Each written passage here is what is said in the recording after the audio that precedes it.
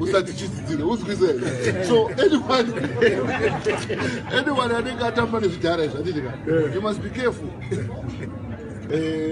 what they can do to you. Zvakufana vamwe vakambotombobatwa vari mudzimba dzevamwe vanhu, vanhu vakuru chaivo, anditika unotomuregedza upfeka achitamba nayo so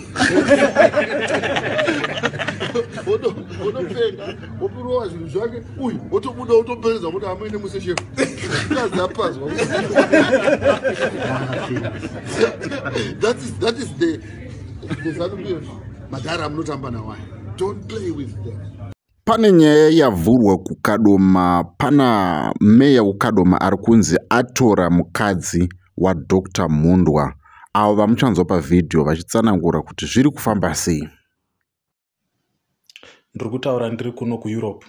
Ndine nyaya iri kutenderera. Ndine mudzimai Nancy Mundwa akatorwa nameya. Kadoma ndiri kubatikana. Handichagona kuya kuKadoma, ndakatyichidzirwa.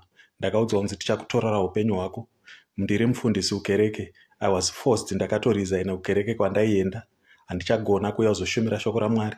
Handichagona kuya kuzoita business. Ndine muridzi weBafana Beverages. Handichagona kuya kuKadoma kuzogadzira madrinks or anything.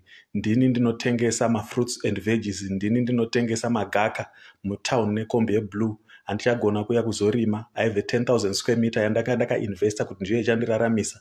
Ndo yandanga ndichishandira izvezvi. Ndine equipment riri kuenda rehuku. Ndine danga rehuku randanga ndichivaka rakareba 30 meters. Zvese izvozvo zvaparadzwa nameya weKadoma. Kadoma ndiri kubatikana. Kadoma chemai neni. Kadoma justice has to be done.